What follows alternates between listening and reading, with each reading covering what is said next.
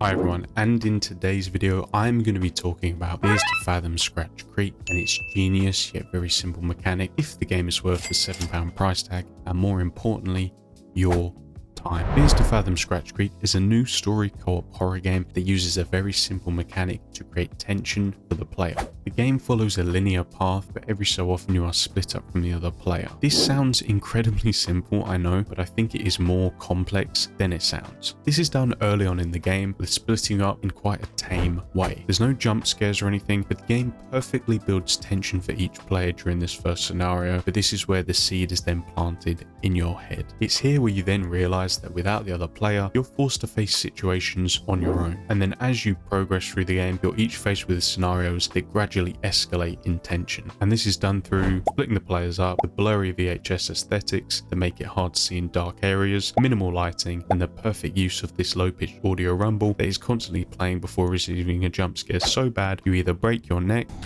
Oh fucking hell. or actually jump out of your skin. Oh my god, bro. This game also features a phone mechanic that you can use to text the other player during scenarios where you are then split up. And this also comes in handy in very tense scenarios when you're forced to be quiet, as the game uses your mic audio, meaning you are forced to be quiet and you really feel like you are there along with these characters and experience exactly what they are experiencing. For example, when this line of communication is stripped away from you, if you're playing as Marcus and you go under the church, you really do feel alone. With nobody to contact, nobody to help you if you need it, you're yet again forced to face these scenarios alone. And I will be completely honest, this sequence is the most tense I've felt during a horror game, as moving this piece of wood and barely being able to see 3 feet in front of me made me regret not sending Tessa and just having a splash around in the bath. But it's when you are reunited that the game really doesn't let up and gives you such an incredible chase sequence at the peak of the game that for some reason Bernardo and I just kept fucking around on. Pause it.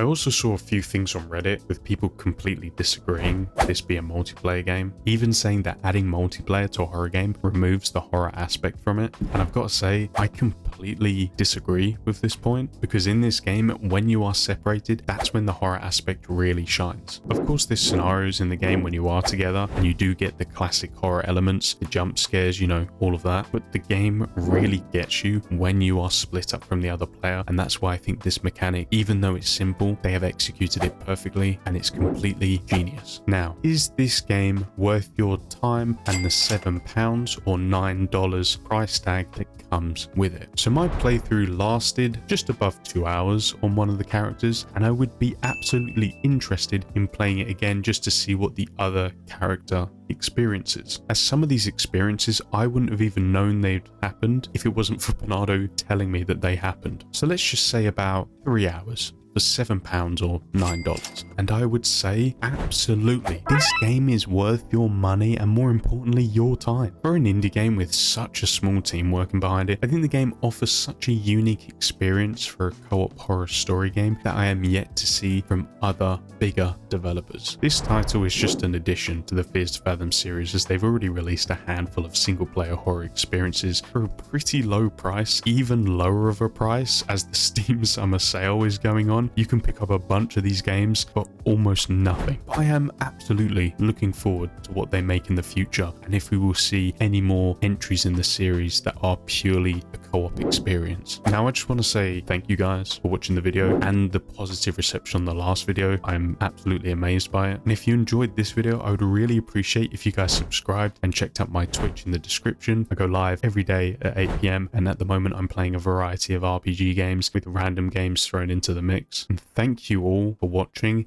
and I will see you in the next one.